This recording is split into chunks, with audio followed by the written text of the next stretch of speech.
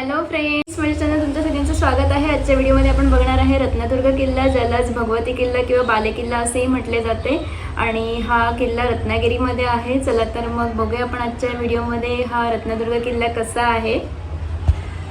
रत्नदुर्ग किल्ल्याला येण्यासाठी आपण रत्नागिरी रेल्वे स्टेशनला उतरून तिथून रत्नागिरी बस डेपोला येऊ शकतो, बसने किंवा ऑटोने। आणि तिथून आपण ऑटो किंवा बसने इथे येऊ शकतो। आम्ही ऑटो केलेली आहे आणि इथे रस्त्यात आपल्याला शिवसृष्टी दिसते, जी हल्लीच बांधलेली आहे, अतिशय सुंदर अशी आहे, ती पण आपण बघू शकतो। इथून पूर्ण दृश्य दिसते शिवसृष्टीचं। आणि आता आपण किल्ल्यात जाणार आहे। इथे किल्ल्याच्या समोर स्नॅक्स वगैरे आहे, कोल्ड्रिंक वगैरे आपल्याला अवेलेबल आहे। आणि इथे रत्नदुर्ग किल्ला दिसतो, ज्याला बालेकिल्ला असे पण म्हणतात। रिक्षा तुम्हाला अगदी हा किल्ल्याच्या पायथ्याशी सोडते आणि इथे आपण एंट्री करणार आहे आता किल्ल्यामध्ये। 150 रुपये आम्ही दिले रिक्षाला रत्नागिरी बस डेपोपासून। इथे किल्ल्यामध्ये प्रवेश करण्यासाठी पायऱ्या आहेत, इथे एंट्री आहे आणि दुसऱ्या बाजूने एक्झिट आहे। तर आम्ही एंट्रीमधून जातोय, एंट्री करतोय किल्ल्यामध्ये।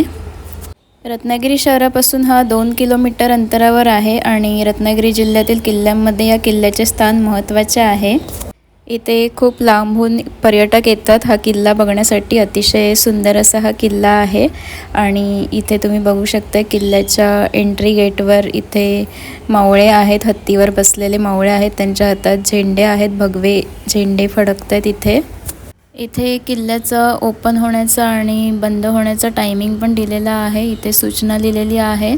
तर तुम्हाला त्या ठराविक टाईममध्ये यायचं आहे किल्ल्यातून बाहेर, नाही तर आतमध्ये जर तुम्ही अडकलात तर त्याची जबाबदारी हे इथली ट्रस्ट वगैरे घेणार नाही। त्याच्यामुळे तुम्ही संध्याकाळच्या टायमिंगला आलात तर वेळेत बाहेर पडा इथून।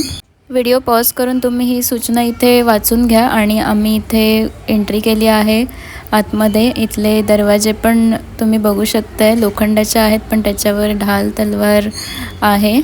इथे एंट्री केल्या केल्या आपल्याला पहिले दर्शन मिळते ते गणपती बाप्पाचे। इथे गणपती बाप्पाची छान अशी मूर्ती आहे आणि गणपती बाप्पाचे दर्शन घेऊन आम्ही आता पायऱ्या चढून वरती चाललो आहे। वरती भगवती देवीचे मंदिर आहे, तिथे आम्ही दर्शन घेण्यासाठी चाललो आहे। त्याच्या आधी इथे आपल्याला पूर्ण भगवती किल्ला म्हणजेच रत्नदुर्ग किल्ल्याचं स्ट्रक्चर दाखवलेलं आहे, थोडीफार माहिती पण आहे, ती पण आपण इथे वाचू शकतो। आणि आम्ही आता इथे पुढे आलेलो आहे। इथे आता एकच शॉप दिसते, पण नवरात्रीमध्ये तुम्ही आलात तर इथे पूर्ण शॉप असतात, खूप सारे स्टॉल लागलेले असतात, जत्रा भरते इथे। आणि दर्शनासाठी पण खूप मोठी रांग असते 9 दिवस। तर तुम्ही नवरात्रीमध्ये नक्की भेट द्या या मंदिराला। इथे मंदिराच्या समोर सुंदर अशी दीपमाळ आहे, तसेच इथे छान असं तुळशी वृंदावन पण बांधलेलं आहे, तुम्ही इथे बघू शकताय। आणि दीपमाळच्या बाजूला मंदिराच्या अगदी समोर कान्होजी आंग्रे यांचा पुतळा पण आहे। इथे मंदिराच्या आतमध्ये फोटो आणि व्हिडिओ काढायला अलाउड नाही आहे, त्याच्यामुळे मी आतमध्ये दाखवू शकत नाही तुम्हाला। पण इथे तुम्ही बघू शकताय बाहेरून मंदिर किती छान आहे, तसंच आतूनही खूप छान आहे मंदिर। तर तुम्ही इथे एकदा नक्की भेट द्या आणि मंदिर बघा, अतिशय सुरेख असं हे मंदिर आहे। 1750 ते 1755 या काळात मराठा आरमार प्रमुख कान्होजी आंग्रे यांनी किल्ल्याच्या संरक्षणात्मक व्यवस्थेत सुधारणा केल्या। इथे आपण त्यांची मूर्ती बघू शकताय, मंदिराच्या अगदी समोर त्यांची सुरेख अशी मूर्ती आहे। 1950 मध्ये ह्या भगवती मंदिराचा जीर्णोद्धार करण्यात आला होता।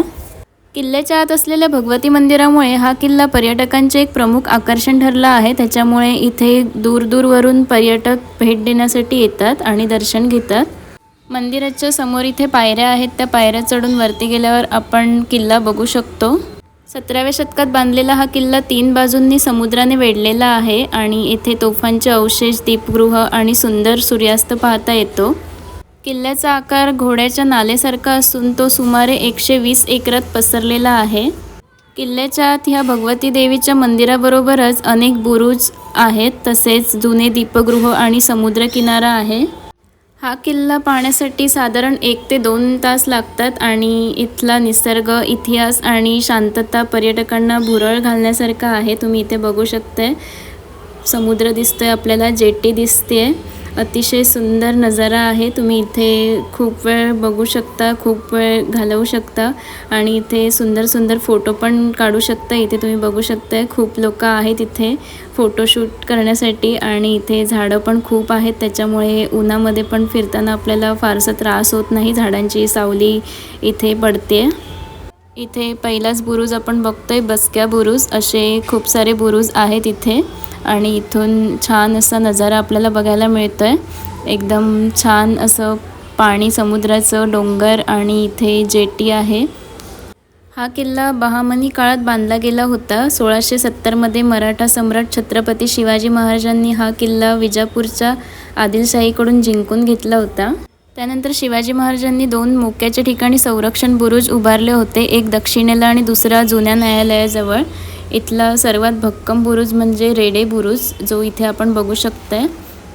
हा रेडे बुरुज आहे आणि इथे तुम्ही इथे ह्या विंडोवर बसलात तर तुम्हाला पूर्ण समुद्राचा नजारा दिसेल।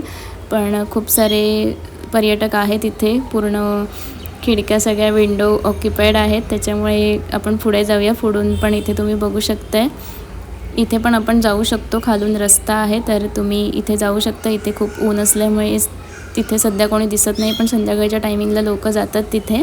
इथे किल्ल्यावरून आपल्याला छान असं दृश्य बघायला मिळतंय। इथे समुद्रामध्ये बोट पण आहेत, त्या आपण बघू शकतो इथे। आणि किल्ला तिन्ही बाजूने समुद्राने वेढलेला असल्यामुळे छान असं दृश्य बघायला मिळतंय। आणि आता आम्ही पुढे चाललोय, किल्ला खूप मोठा आहे आणि आता आम्ही पुढचा बुरुज बघायला चाललोय।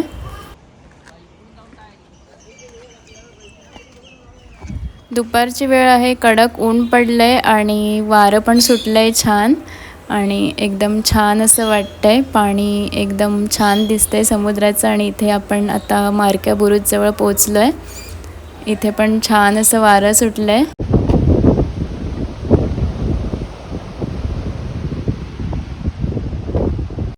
आम्ही इथे 5 मिनिटं बसलो आणि आता आम्ही परत चाललोय पुढे किल्ला बघायला।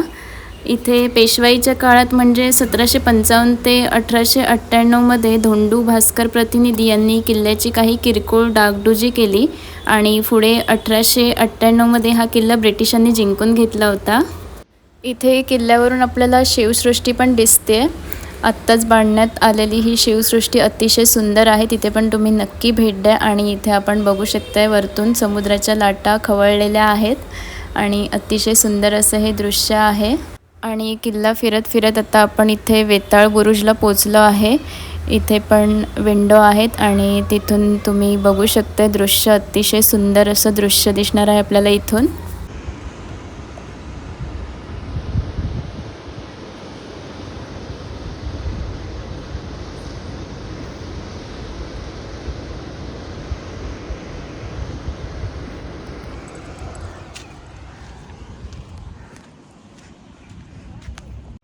इथे किल्ल्यावरून आपल्याला लाईट हाऊस पण दिसतोय, तुम्ही बघू शकताय। वेताळ बुरुजकडून पुढे आल्यावर आपल्याला इथे टेळक्या बुरुज दिसतोय। इथून पण छान असं दृश्य दिसतंय, हिरवळ दिसते पूर्ण।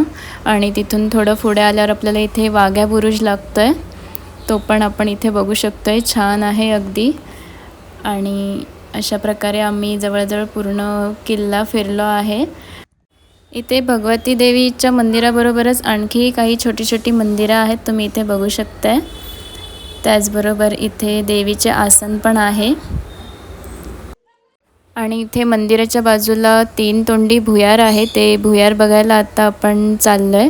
इथे तुम्ही बघू शकताय भुयार, हे भुयार 3 तोंडी आहे, म्हणजेच इथून एंट्री केलं की 3 वाटा आहेत जिथून आपण बाहेर पडू शकतो। आणि त्या काळी शत्रूला चकमा देण्यासाठी हे बनवण्यात आलेलं होतं। इथे मंदिर परिसरात एक विहीर पण आहे, तुम्ही इथे बघू शकता, जाळी लावलेली आहे। आणि मला वाटतं त्या 3 तोंडी भुयारापैकी एक मार्ग इथून बाहेर पडतो।